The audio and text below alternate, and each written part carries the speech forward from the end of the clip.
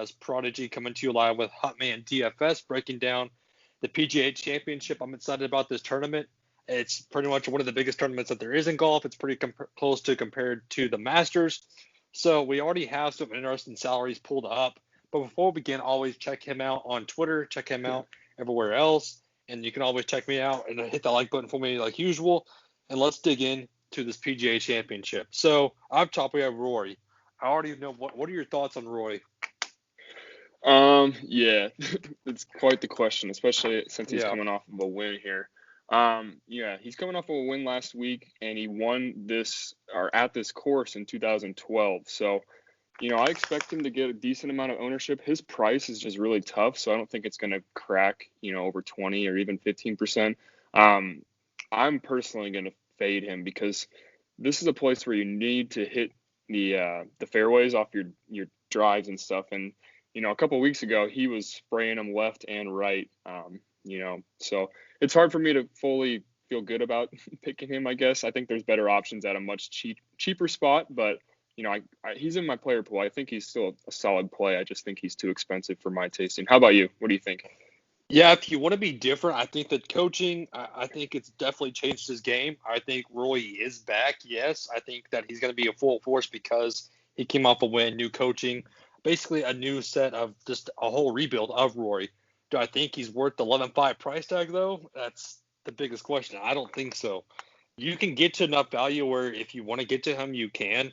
I think if you're playing 3 to 5 lineups, say you're going for a 5 maxer or a 4 maxer, you want to sprinkle in at least one of those lineups with Rory, I think that's perfectly fine.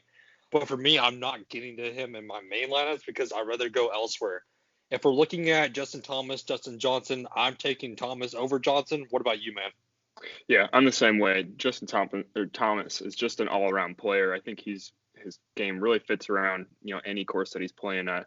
DJ's just been kind of up and down recently. It's hard for me to fully, again, feel good about picking him. He did withdraw, what was it, last week or a couple weeks ago with a knee injury. But he also had that video of him doing a backflip off of a boat on his Instagram, if you saw that. So I think his injury is fine. I don't think you should really have to worry about him. But if I had to pick between the two, it's definitely going to be Justin Thomas. And I was looking at some stuff beforehand, and I think all three of these guys are going to be around 10% ownership, which is pretty solid in my opinion. You don't really get that too often with especially these three top guys. I just think everyone else is kind of looking in the 9K range and building from there. But, finishing out the 10K range, who else do you like as we, fill out our lineups? So for me, I'm all in on Spieth. I have to go to him here. I think that I know it's the heartbreak kid, but still, he's back in form. He's on fire. This is everything that you could want out of Jordan Spieth right now. So for me, if you want to go with a high GPP upside, you go Spieth. But if you want a safe cash game option, go to Jon Rahm. That's pretty much the two guys I'm looking at in this range.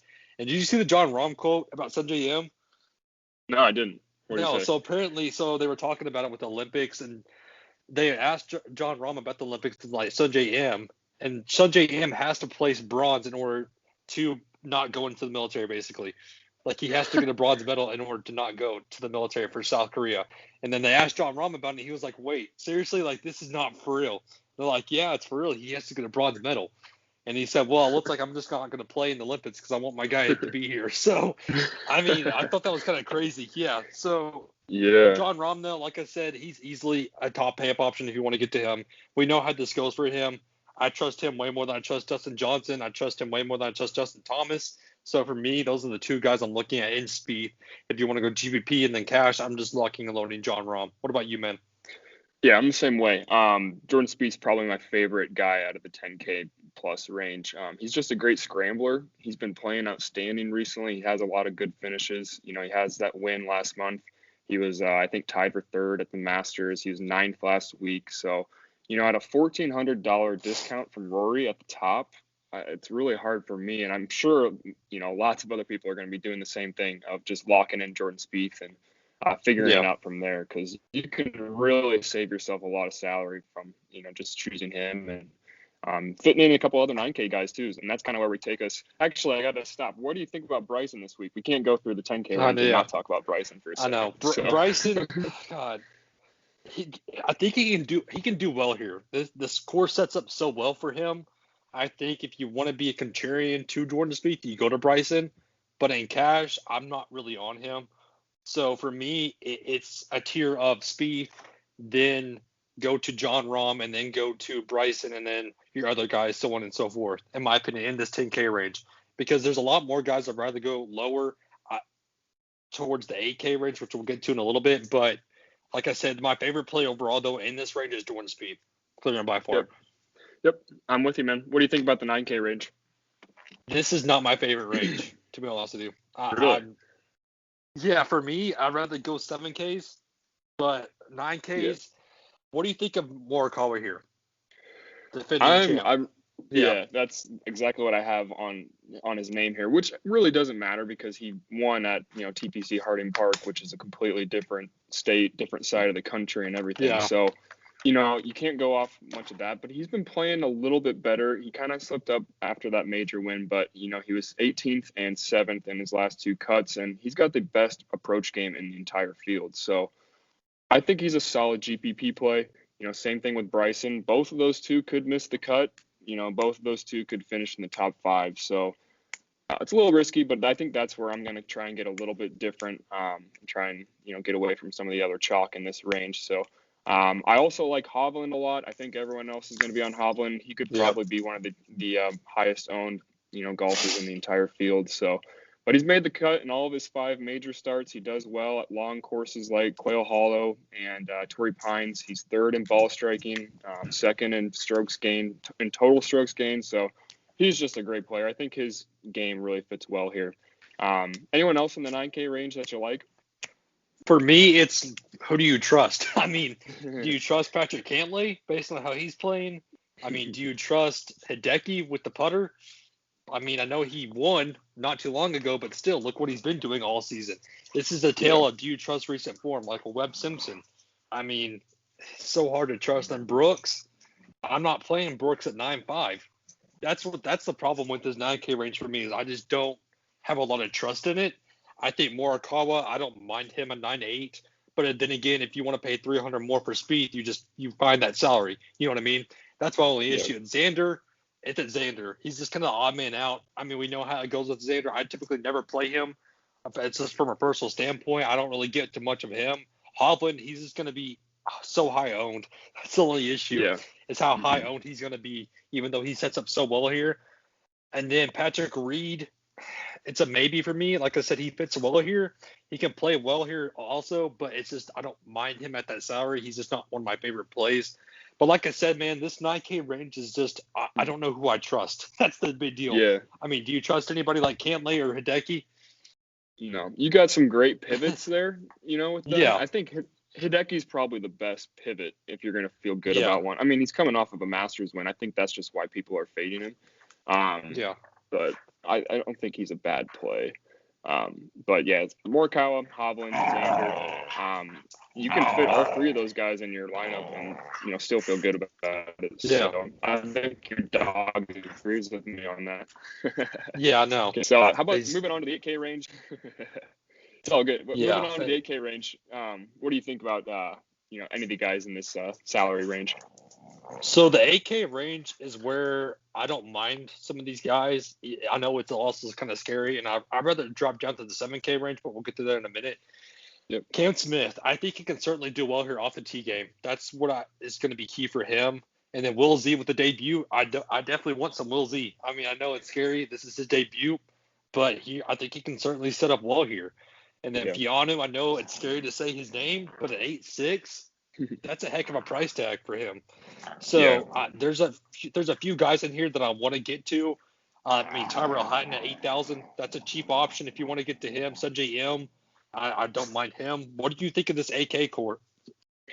Yeah, I think everyone that you're listing off there is definitely has some potential. I think you do need one of these guys if you're trying to win big money. There's just, I don't know. They're all really good golfers, and all of them are found in that 9K range on a normal event. So I do like Daniel Berger a lot. He's probably one of my favorite plays. He had a really, really strong finish last weekend. His game's really starting to come into form, and at 8,700, definitely a nice discount from some of those guys that we were a little risky on or didn't feel as great in the 9K range. So definitely Daniel Berger, Cam Smith, like you said, another guy with great recent form, and Will Zalatoris. He needs a win to get his PGA Tour card. How cool would it be if it was a major win? So he's actually coming in a little bit lower ownership than I expect. He's been so chalky the last couple of weeks. I think he's kind of disappointed a little bit, so I think you could get a nice ownership discount on him as well. So if you can get the putter going a little bit, I think he'll be in contention at the end. So anyone else in the 8K range that you really like? Yeah, like I said, Fiano, he just has to close the game. I think he can get you there. It's just about those last rounds. He has to close it in order to pay off that price tag. I mean, Fitzy here, he's been really good lately also. Recent form is there. I think he can gain strokes here for sure. Boosty, what do you think of him? I normally don't play him too much. I don't know. My last vision of him was just sailing into the lake or the pond at the Zurich Classic on the final hole there. So yeah, I don't know. He's an all right player. He's actually been putting really well too, which he's one of the top putters. Yeah. So he's not a bad play. I think Fitzpatrick's game actually fits decently well here. He just missed the cut last week, and everyone's off of him now. So I think those two are solid pivots for kind of getting off the chalk. And I'm not going to Fleetwood at all, or I'm not trusting Justin Drories there. There's no way you're going to get me to play those two guys. Yeah, I want to play some of those guys bad. It's just hard. Maybe in some of my lineups with Spieth, I'll have to bite the bullet a little bit, but it's tough. And then jumping down. Go ahead. Yeah. Go ahead. I was just saying, sorry, my bad. You really feel like crap on the weekend when Tommy Fleetwood missed the cut and you locked him in your line. So. And you think that he's actually going to do well for once, and then all of a sudden it just goes downhill. But dropping down into my favorite 7K range, I love this range. This is where I'm getting a lot of guys, to be honest with you. Starting up top with Answer and Adam Scott. Give me all of Adam Scott here at 7-9. I love this play this week. What do you think of the top 7K range? Yeah, Adam Scott's going to be a good one. I think he'll also be a little overlooked just for how juicy this entire salary range is. Abe Answer's coming in as one of the highest owned players. I really don't have any issues with that. He performs well in majors. He's got great form right now. I have no issue with putting Abe Answer in your lineups. Joaquin Neiman is another one that's going to be really high owned. I think chalky. He's a solid play. Yeah, very, very chalky. There's a lot of chalk in the 7K, but I think there's some good pivots too that we'll have to get into a little bit. One of my favorite plays is going to be Matt Wallace. I know this is kind of in the middle section here. I just think that he's due for a win. He's been playing so well recently, and he's been in contention. His approach game has been on fire recently. I think he's 4th overall this year, and that's over a lot of rounds too. So, Matt Wallace is probably going to be one of my favorite plays. I don't know what his ownership's going to be, but with so many chalky and just overall good plays in this range, I think it should be kind of divided up pretty well. Who else do you think, in the 7K range, there's so many good names to list off. Who else do you like? Give me all Paul Casey here at 7-7. He's a great pivot off of Joaquin Neiman. I think the course sets up well for him also. I mean, I'm going to get to a lot of him. Leishman, I think his play style can certainly go off here. Gary Woodland, I know it's scary, but he's back. I think he certainly looks good. I mean, the putting's there, the striking's there, everything's there for him. Bubba Watson, we know how it goes for him at the PGA Championship. I don't mind him at 7-5. I'm not going to get to Higo, though, at 7-4. I'm not getting to him. I'm not getting to Jason Day. I mean, Corey Connors at 7-6. When do you ever see Corey Connors at 7-6? I mean, that's a great price tag for him also. The value is all here for them. I mean, Max Homa at 7-3. Charlie Hoffman, 7-3. The list can go on and on in this range. I want to mind going to Aaron Wise. I mean, he's been playing off the charts. You can look at him. So, like I said, there's a lot of guys in this range. He can even go to Billy Horschel, 7-2. I mean, like I said, this range is where this is the meat and potatoes of your lineups. This is where this is going to make or break your weekend is who's going to make the cut in this 7K range, because this is where I'm going to get to a ton of players. To be honest with you, I have to get to a ton of players here. Do you like anybody else in the 7K range? I mean, that's a huge range for us. Yeah, there's so many players just in general. So, and like I said, a lot of these guys are normally priced 8K or 9K when the field isn't as strong. So, that being said, getting 6 out of 6 this weekend is going to be huge. Just, there's kind of going back to my course I'm going off the chart a little bit, but there's 156 players and 20 of them are PGA pros that likely aren't going to make the cut. And the top 70 make the cut this week. So Yep. you really do need a 6 out of 6 lineup to be in any sort of You contention, have to. which is normal, but especially now. So a lot of good plays here. I also like Keegan Bradley a lot. He's been playing with some really great form, 3 top 25 finishes. I think his game should play pretty well here. He actually played well in 2012. I know that was so long ago, but that was the last time that this course was played. So I think he'd be a solid, solid play. Sam Burns is another one too. I think that's taken some of the Corey Connors chalk away. He's been playing so well. So like I said, I hope the ownership is kind of divided up a little bit. I plan on playing a lot of these guys. I think a lot of you could, lock in 2 or 3 guys up top in the, those 9K, 10K range, lock in 2 of them. And then if you're making multiple lineups, you can really, divvy up between some of these 7K range guys, because there's so many good plays. Griot is another one that I think will be overlooked. I think we hit on most of the good ones. So basically what I wanted to do was, my top 4 out of this range, in my opinion, if you had to rank it, because I know there's so many guys in this range. So looking at this top 4 for me, it'll be definitely Paul Casey. Then I would drop down to Corey Connors. And then to go for a salary saver, I would go to Aaron Wise. I'm ranking him pretty high just because that play style, and everybody's overlooked his game.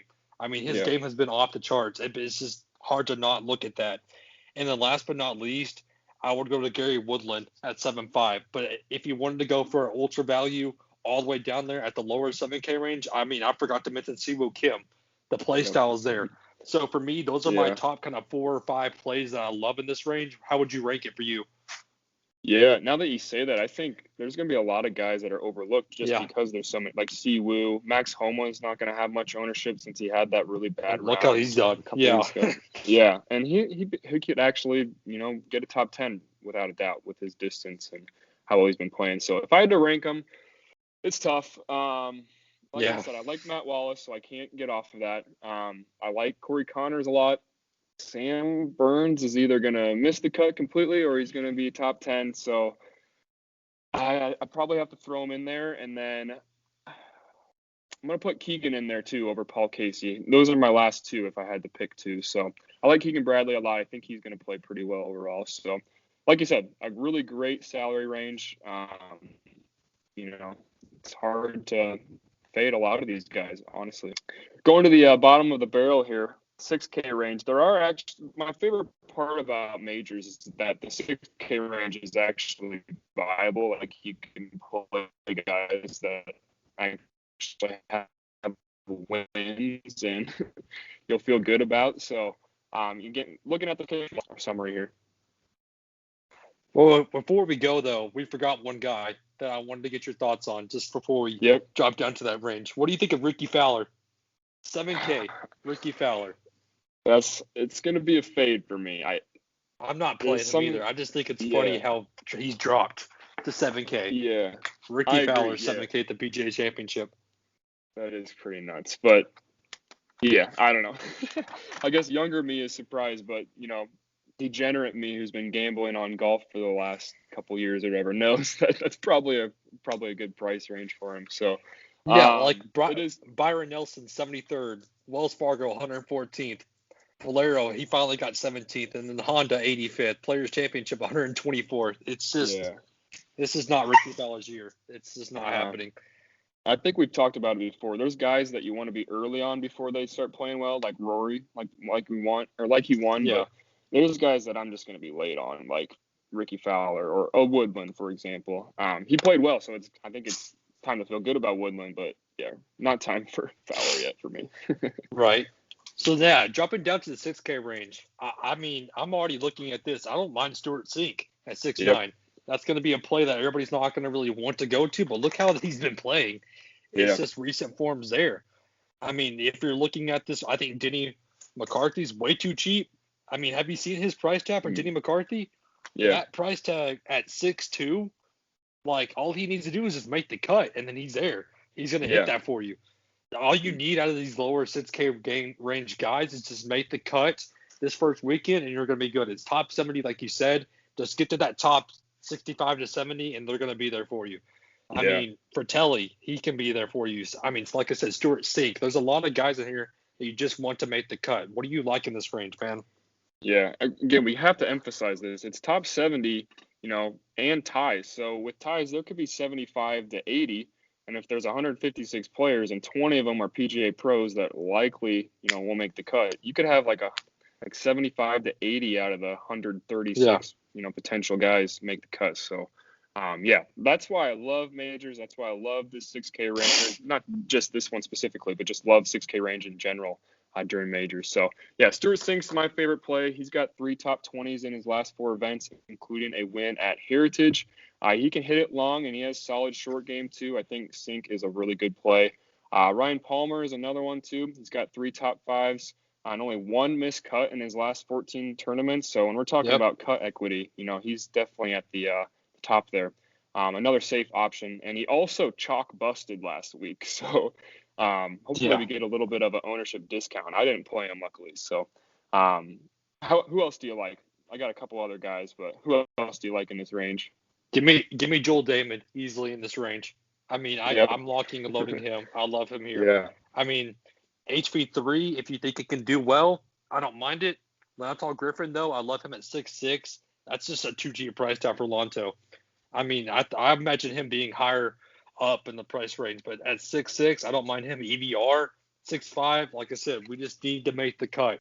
There are names in here that you like to go to. Like you said, there's going to be a lot of PGA players, and you had the Europeans in here. So that's where most of your guys are going to be, is the European players, and that's where it's going to be different. So, but Joel Damon at 6'4", that's too cheap for him. I mean, like I said, just looking in this range, I think they can certainly do well here. Who did you want to hit on before we close out this video, my man? Damon, definitely. He got a win at Puerto Rico this year, which is also a coastal course with Paspalum greens as well. And he even has quotes out there how he likes playing in the wind. So, the weather right now is supposed to be pretty tame, but you never know what could happen, especially over the weekend too. So Joel Damon's a big one. And I also like Charles Schwartzel. I can never say his name fully, but neither can I. He's no point. He's never been on my radar until recently. He was 3rd last week. He was runner-up at the Zurich. He's got a couple of top 25s even in his last 5 events. And he also hasn't missed a cut at a PGA Championship in 5 years either. So I know, like we said, it changes courses each year, but just tells me that he has that major, pedigree that you need. So that's probably my favorite plays out of the 6K range. Yeah, man. So that pretty much wraps up this video for us, guys. Thank y'all for tuning in. Like I said, this is the PGA Championship. I'm excited about this course. Definitely stay tuned for it. It's like the Masters. I cannot wait to watch it.